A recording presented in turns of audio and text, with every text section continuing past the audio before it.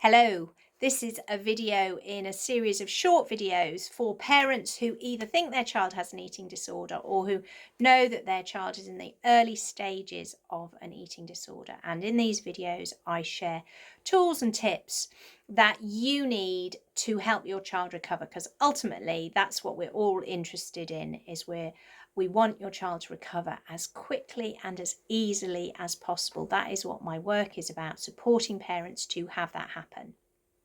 Now, today, I want to talk to you about how you are as a parent. Now, the information I'm going to be talking to you about comes from a book by a practitioner called Janet Treasure. The book is called Skills-Based Learning for Caring for a Loved One with an Eating Disorder. And it's based on the new Maudsley method for treating children with an eating disorder, for treating everybody with an eating disorder, actually.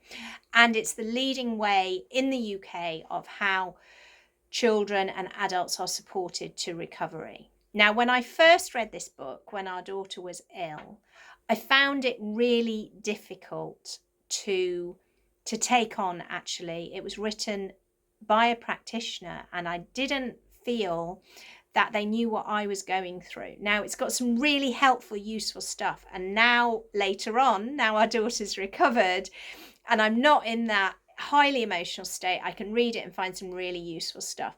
So it's great. And I just want to say to you, the information is really useful and it's not criticizing you, it's trying to support you. I felt criticized by it and it may become apparent in a moment why, but it's got some useful stuff in it. So if you're a reader and you want to read more, it's a book worth getting your hands on. But what I want to talk to you about today is an analogy that they use in there, which I think is quite helpful, though I didn't find it that helpful at the time. So as parents, we need to act in ways that support our child to recover, basically. And we tend to, at different times, fall into different patterns. So Janet Treasure uses animal analogies to try and indicate to us how we can behave helpfully as parents.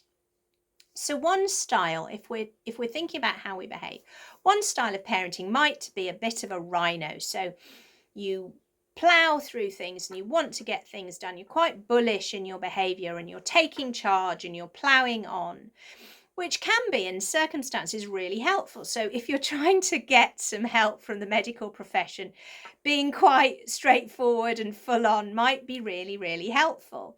And with your child, if you're being really full on in relationship to them, sometimes they can feel unheard or they can feel insecure because there's no space for them, because you're really taking charge when you're being a rhino. So that can diminish your child in some ways. That's not always helpful. Now, another of the analogies that Janet Treasure uses is that of a kangaroo. Now, I was absolutely a kangaroo. So I held our daughter in my pouch and I held her safe. And I didn't let anybody touch her. I didn't let her do that much for herself.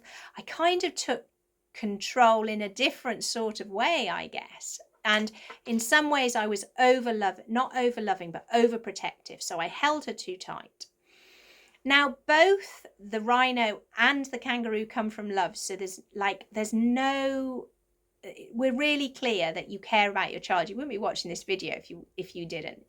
You do really care about your child, but holding them too close, not letting them take any responsibility or being really bullish about it. So the rhino or the kangaroo in their extremes aren't that helpful. You do absolutely want to be loving and caring, and you do need strength. So there are elements of both of those personalities that are important.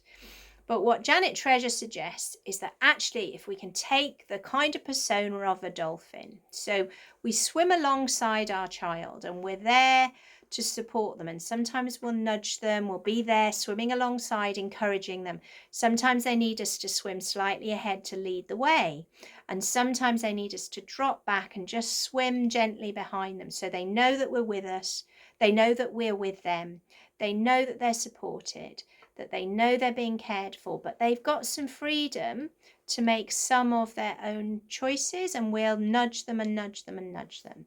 Now, there are various stages. You might need to be any one of those things. But just to be warned, it's worth thinking about, how am I being as a parent, and am I being over controlling here? Am I holding them too safe? Am I just gently nudging? Am I being supportive? I'm not ploughing in and ordering them around, and I'm not overprotecting. And in some of the other videos, I'll talk more about how we can use real strategies to help our child. So that's just thinking about how you might want to be as a parent.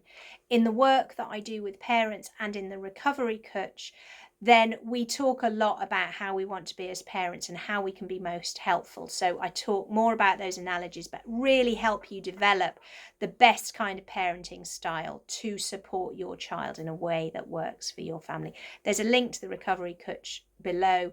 Please feel free to message me at any time.